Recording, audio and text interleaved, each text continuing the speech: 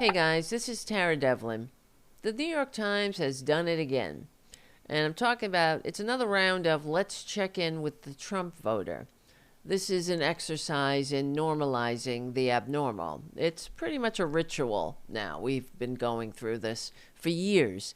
Every few months, some Beltway journalist or corporate media pundit or whoever, they trek out to ask the Trumpanzees the same old tired question, namely, are you happy with your vote for Donald Trump? Predictably, the answers are the same. It's some variation of yes. Sometimes they say lukewarm. They don't support this, they don't support that, but they still support him. Well, there's many of those stories out there. How people lost their jobs, they're losing their businesses, their livelihoods, or their spouse has been deported, and they're just starting to question. The problem isn't just the answers that the Trumpanzees give, it's the question itself.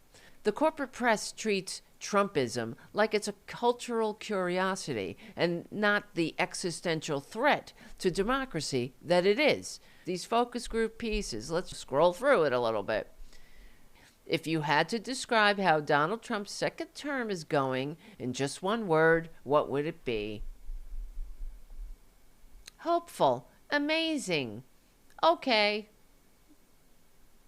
No, witnessing the murder of Renee Good and the America's standing in the world, going into the toilet, the lies, the authoritarianism, the troops on American streets, the masked Gestapo, the hundreds of thousands of Americans losing their jobs and their livelihoods, the disgrace. Our standing in the world is completely diminished in a way that it's going to take generations to overcome. The extrajudicial killings, the threats to our allies, the cozying up to America's enemies, the graft and corruption. I could go on.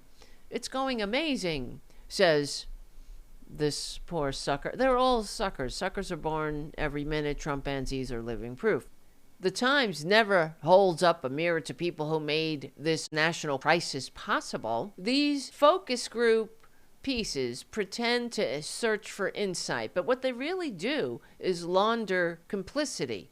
They suggest that there's still something to understand about the movement, the bowel movement that is Trumpanzeeism. We don't need to understand it. It's been screaming its intentions since day one, from calling Mexicans rapists on the escalator to staging an attempted coup. What more is left to unpack exactly?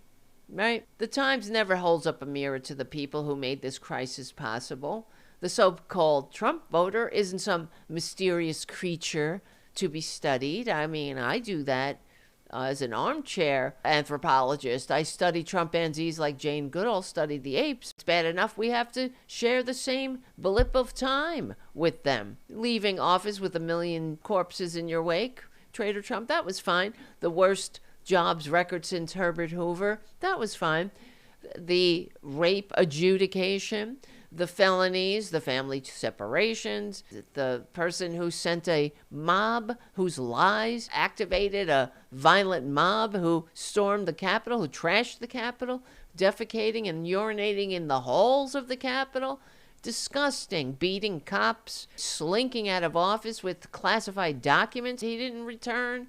During Biden's presidency, there was no series of follow-ups on Democratic voters asking whether normal people were satisfied with the way things were going and the fact that we had narrowly escaped a coup from this baboon. There were no Sunday features spotlighting Biden supporters in diners because to them the story is never how democracy survived. It's always how fascism has fans. But they don't put it that way. By not pointing it out, they're normalizing it.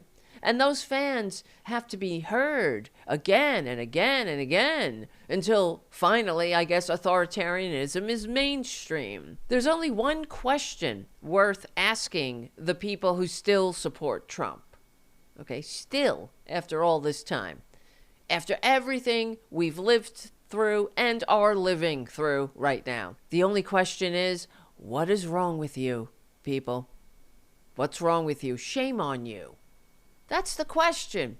Don't you have any shame? Don't you have any decency? Not, are you happy with your vote? Do you still believe he's fighting for you? Clearly he's not. New York Times? Jesus Christ, the question is about decency, about moral collapse that lets so many continue to pretend that this is normal. This is normal politics instead of the deliberate dismantling of the American experiment. That's what's going on. And the New York Times is like, oh, how you doing with your vote? That's normalizing it. Asking any other question is an act of complicity. This is a guy who racked up indictments like that was his job. He left office with the worst jobs record since Herbert Hoover, the national debt that they pretend to care about. He added $8 trillion to that. And, of course, the classified documents that ended up in his bathroom. Through it all, his base applauded. And the New York Times normalized it. This is disgusting. And this is where the corporate media fails us, of course, all the time. The mainstream media. And yet here comes the Times, asking them about their faith in his leadership, as if the word faith means anything applied to a man who wouldn't recognize truth if it were presented to him like a gold-plated bribe.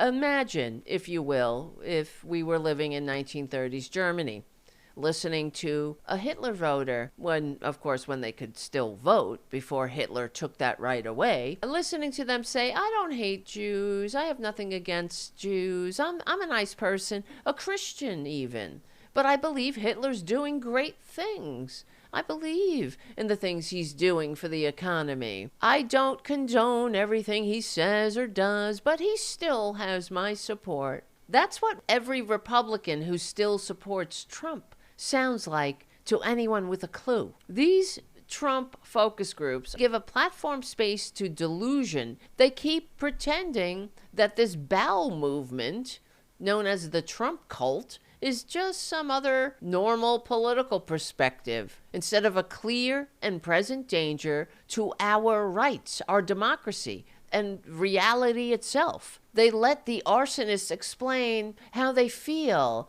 about the fire. I guess. Is that warming you enough? While the country's burning down. I've said it for a long time, that one day, those who cheered Traitor Trump will only speak of it in shamed whispers, just like the good Germans after World War II. No one, according to them, they never knew what Hitler who. Unlike the laundry list of Traitor Trump's crimes and petty grifts, you could take that to a legitimate bank. Not the Russian oligarchs who bought him years ago and then turned him into an asset. Mark my words, that day will come. And in the meantime, New York Times, the only question you should ask these Trump voters is, what's wrong with you? Don't you have a shred of decency? How could you inflict that thing on us again?